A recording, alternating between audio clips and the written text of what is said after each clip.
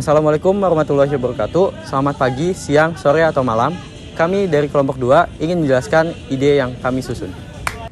Selokan adalah saluran untuk menyalurkan air pembuangan atau air hujan untuk dibawa ke suatu tempat agar tidak menjadi masalah bagi kehidupan di sekitarnya. Akan tetapi, selokan di Indonesia terlalu kotor, sehingga air tersebut akan mencemari sungai dan juga bisa berbahaya bagi makhluk hidup yang ada di sungai dan sekitarnya. Bahkan ada yang buang tinja di selokan. Inilah detik-detik saat seorang warga memergoki sebuah truk tangki penyedot tinja sedang membuang limbah dari kendaraannya ke sebuah selokan di Jalan Maijen Sutoyo, Cawang, Jakarta Timur pada Minggu pagi. Panik diteriaki warga, sopir truk langsung melarikan diri. Video ini viral di media sosial. Pada tahun 2020, menurut data di samping dari Laporan Statistik Lingkungan Indonesia menunjukkan bahwa tempat pembuangan air limbah rumah tangga di perkotaan dan di desa paling banyak di selokan atau got. Oleh sebab itu, kami ingin membuat filter yang terinspirasi dari hewan spons. Banyak yang mengira spons adalah tanaman yang menempel di dasar laut, tetapi penelitian menunjukkan bahwa spons adalah hewan multiseluler atau hewan yang memiliki banyak sel. Ajaibnya, walau spons itu hewan, ia tidak memiliki otak, sistem pencernaan, peredaran darah, dan sistem saraf pusat. Spons memiliki suatu sistem yang biasa disebut ostia dan saluran sebagai tempat lewat air. Sedangkan gerakan air dikendalikan oleh gerakan flagela yang terletak pada sel khusus, yang disebut choanosit atau sel leher. Spons memiliki bentuk simetris radial dan ada yang berbentuk asimetris. Selain itu, spons memiliki rangka yang terbuat dari protein kolagen dan spikula, serta diduga mengandung kalsium karbohidrat dan silikat. Tetapi semua itu tergantung dari bentuk spons yang diamati.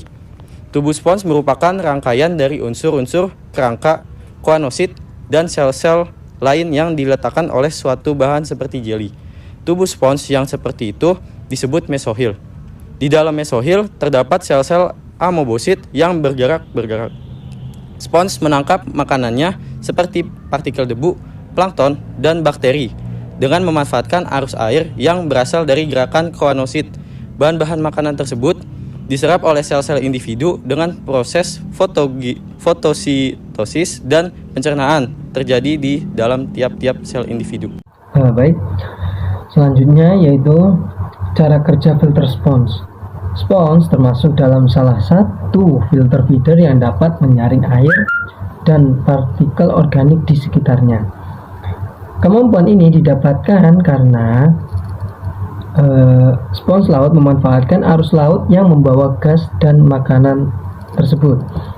Partikel organik yang dibawa oleh arus masuk ke dalam rongga tubuh spons, lalu disaring menggunakan silia yang secara tidak langsung mampu membawa arus yang masuk. Ketika arus tersebut masuk ke dalam tubuh spons, kecepatan arus relatif lebih rendah, sehingga bisa memudahkan silia untuk menangkap partikel organik yang dibawa oleh arus laut. Pada umumnya, spons mampu memumpahkan air sebanyak 10 kali volume dari tubuhnya dalam waktu 1 menit, sehingga menjadikan hewan ini sebagai filter feeder yang efisien dibanding hewan-hewan yang lain. Lingkungan perairan tergolong lingkungan yang sangat rentan mengalami pencemaran. Salah satu cara mengetahuinya dengan melihat bagaimana kondisi spons di perairan tersebut, karena spons sendiri mampu mendeteksi berbagai pencemaran seperti pencemaran logam berat seperti AS, CD, MN, CU, Fe, Ni, dan CO.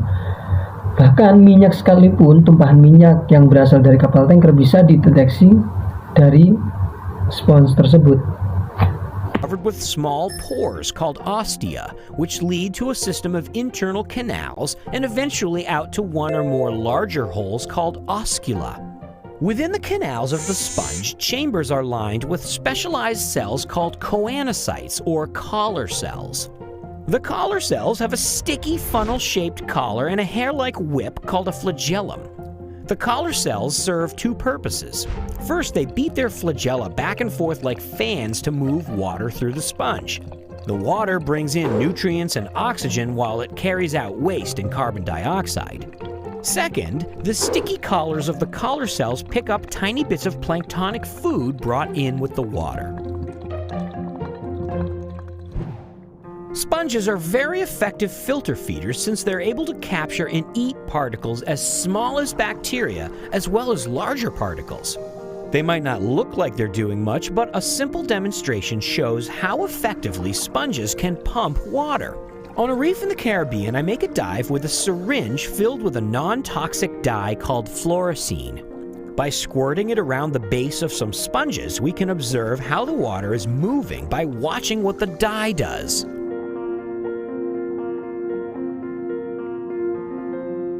Within only seconds, the dye is pumped through the sponges along with the water.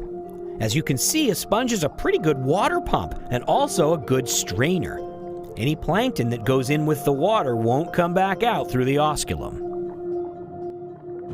Spons laut merupakan hewan filter paling efisien dibanding hewan lainnya. Oleh karena itu, kami terinspirasi untuk membuat filter untuk selokan. Kami membuat filter ini karena air yang ada dalam selokan kotor dan air tersebut akan langsung menuju sungai. Hal ini akan membuat air sungai menjadi kotor. Alat yang kami buat akan menerapkan filter menggunakan metode dari spons. Filter ini akan menyaring kotoran pada selokan agar selokan bisa menjadi bersih. Filter ini juga dapat mendeteksi kandungan dari kotoran yang melalui filter. Selain itu, filter ini juga dapat membunuh virus dan bakteri menggunakan sinar UV. Jadi, filter ini adalah alat yang digunakan untuk membersihkan air selokan sebelum dialirkan ke sungai. Proses penyaringan terjadi dalam rongga yang terdapat dalam filter. Pada dalam rongga, air akan melambat, di mana air selokan melalui rongga tersebut dan disaring oleh bulu-bulu halus seperti silia. Setelah disaring, air yang telah bersih keluar melalui filter. Filter ini juga dilengkapi dengan sinar UVC yang dapat membunuh virus dan bakteri. Alat ini berguna untuk menjaga kebersihan air sungai. Filter ini juga dapat dibersihkan jika filter tersebut kotor atau tidak berguna dengan baik. Selain untuk menyaring air selokan, filter kami juga dapat berfungsi untuk mendeteksi kandungan yang ada pada air selokan tersebut. Sama seperti spons laut yang dapat mendeteksi pencemaran yang terjadi di lingkungan perairan.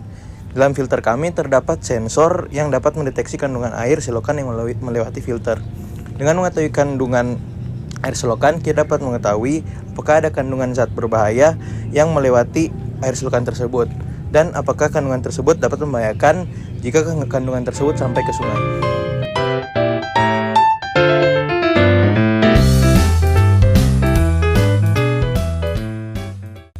Bagaimana ide dari kelompok kami? Unik bukan? Mohon maaf bila ada salah-salah kata. Sekian, Assalamualaikum warahmatullahi wabarakatuh.